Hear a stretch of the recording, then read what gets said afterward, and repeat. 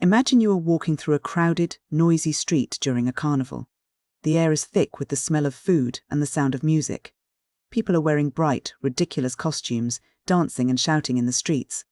It's a scene of pure, chaotic life. But just a few feet away, beneath the cobblestones, there is a world of absolute silence, dampness, and death. This contrast is the heartbeat of Edgar Allan Poe's The Cask of Amontillado. The story is told by an elderly man named Montresor. He isn't just telling us a story, he's recounting a crime he committed 50 years ago. Right from the start, he tells us that he has been wronged. He says he has suffered 1,000 injuries at the hands of a man named Fortunato, but he never tells us what those injuries actually were. We don't know if Fortunato insulted his family, stole from him, or perhaps just slighted his pride. It doesn't really matter to Montresor because he has decided on a very specific kind of vengeance. Montresor is very clear about his goal. He doesn't just want to kill Fortunato. He wants to achieve revenge with impunity. That's a crucial detail. To Montresor, true revenge means punishing the offender so completely that the punisher never faces any consequences. If he kills Fortunato but goes to jail for it, he hasn't really won. He needs to strike, hide the evidence, and walk away untouched. This obsession with escaping consequence tells us everything we need to know about his character before the plot even gets moving. The setting is a vibrant, chaotic Italian carnival. This is a time of masks and costumes where people can hide their true identities behind colourful fabrics. It's the perfect backdrop for a crime. During the festivities, Montresor encounters Fortunato. We see him through Montresor's eyes. He's dressed in a jester's motley, wearing a cap with bells that jingle as he moves. He's clearly had a bit too much to drink, and he's boastful, perhaps even a little drunk on the atmosphere of the party. Montresor sees his opportunity. He doesn't approach Fortunato with a weapon or a threat. Instead, he uses a psychological trap. He mentions that he has a very rare cask of Amontillado wine, a premium Spanish wine, and he expresses a slight concern about its authenticity.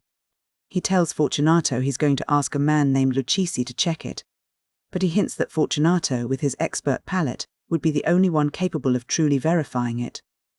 This is a masterstroke of manipulation. He plays directly on Fortunato's vanity. Fortunato can't stand the idea of a rival like Lucchesi being the one to taste the wine, so he insists on going with Montresor right then and there. As they leave the bright, loud streets, the atmosphere shifts almost immediately. They head toward the Montresor family catacombs. This is where the story moves from a social drama into something much more claustrophobic and terrifying. The descent into the vaults is slow and heavy. The air becomes damp and thick. As they walk deeper, the walls are covered in nitre, which is a white, moss-like mineral that grows in damp places. It looks like a fine, white frost, but it's suffocating and makes it hard to breathe. As they walk, they pass through piles of human remains. The bones of ancestors and strangers alike are stacked in the shadows. Fortunato, blinded by his wine and his own ego, barely notices the grim surroundings. He's still talking, still boasting, still convinced that this is just a quick trip to sample a fine wine. There's a moment in the catacombs that is deeply unsettling. Montresor produces a trowel from his cloak. In that moment, Fortunato asks if he is a member of the Freemasons, a secret society. Montresor produces a sign of the Brotherhood, a gesture of a secret society, and shows him the trowel. It's a moment of dark irony. To Fortunato, the trowel is a symbol of a secret club, a sign of shared brotherhood. But to Montresor, the trowel is a tool for masonry, a tool used to build a wall. He isn't signalling brotherhood, he's signalling a death sentence. They reach a remote, narrow niche deep within the damp vaults. It's a small alcove, barely large enough for a man to stand in. Before Fortunato can even realize what is happening, Montresor moves with terrifying speed. He chains Fortunato to the granite wall of the niche.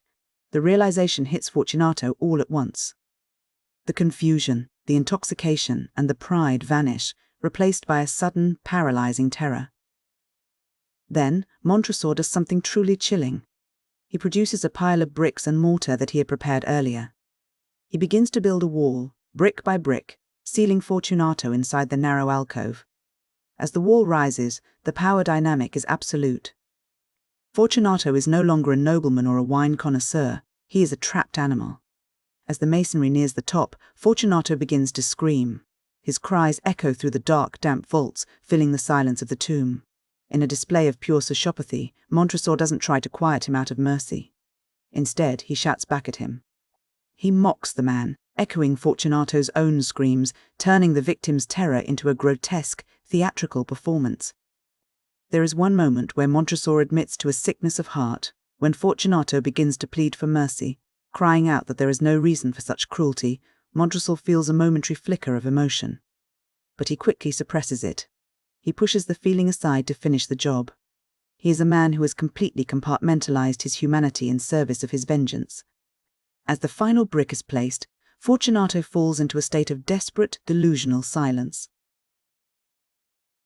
Perhaps he has fainted, or perhaps he has simply realized that there is no hope left. Montresor finishes the wall and hides the new masonry behind a mound of old bones, making it look as though nothing has changed. The story ends with a chilling revelation. 50 years have passed, and no one ever found out. Montresor achieved his revenge with total impunity. He got exactly what he wanted.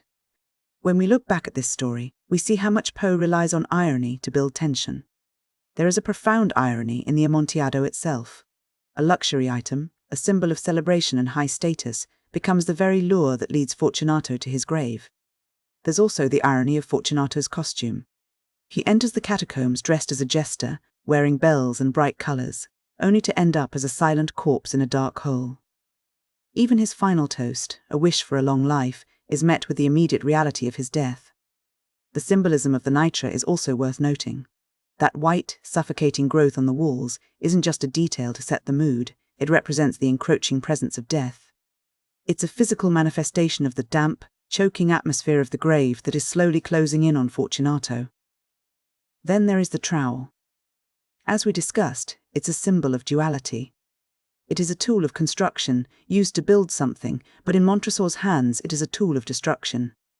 It's the instrument that turns a passage into a tomb. But the most unsettling part of the story is the ambiguity of the motive. We never find out what the 1,000 injuries were. This leaves us with a choice in how we interpret Montresor. Is he a man who has been pushed to the brink of madness by actual, repeated wrongs? Or is he a sociopath who has invented a massive grievance just to justify his own violent impulses? The fact that we don't know makes him much more terrifying. If his motive is unknown, his cruelty feels even more arbitrary and senseless. We also have to consider the reliability of the narrator. Montresor is telling this story 50 years after the fact.